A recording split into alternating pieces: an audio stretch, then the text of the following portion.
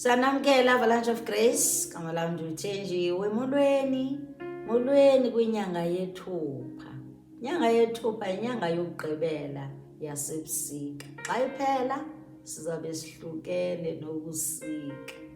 Asimbulele uYesu ngakumbi ngoba he is a God of all seasons. Ebenathi nakule season usezawuba nathi kodwa kube sekupheleni komhlaba. Simdumisa ngakumbi esibonise inyanga yesibhozo.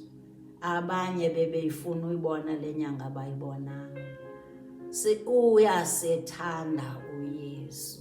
Zingaki izinto ezimbi asephephise kuzo wasifihla ezingozini kule nyanga ukusuka kuJanuary up until now?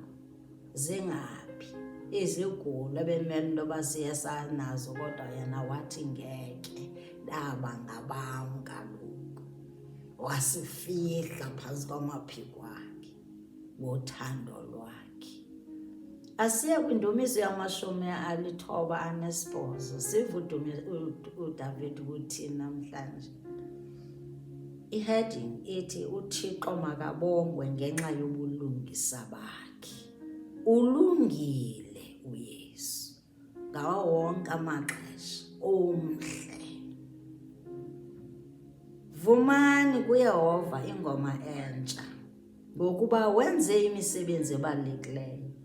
Simzuzele uloyiso isandla sakhe sokunene nengalo yakhe engcwele. Ulwazisile uYehova usindiso lwakhe. Ubutyhilile emehlweni entlanga ubulungisa bakhe. Ubutyhila yonke imihla kunjalo nje. Xa ujonga iindaba komabonakude uyabuveza ubulungisa bakhe nobuhle bakhe nothando lwakhe ebantwini abamthembayo nabangamthembiyo. Mhle. Verse 3. Ukhumbule inceba yakhe nokunyanisa kwakhe kwindlu kaIsrayeli. Nenceba mani Yesu kwathi. Zilubonile zonke iziphelo zehlabathi usindiso loThixo wethu. Verse 4. Dumani kuYehova nonke hlabathi. Qophokelani ekumemeleni nibethe uhadi. Mbetheleni uhadi uYehova. Uhadi nelizwi lengoma. Verse 6. Ngamaxilongo nezwi nesigodlo dumani phambi kokumkani uYehova.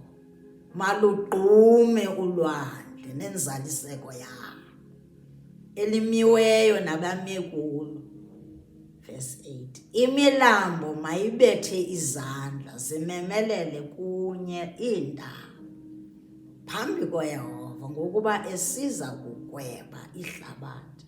Uyakuligweba elimiyo ngobulungisa, izizwe ngokuthethe.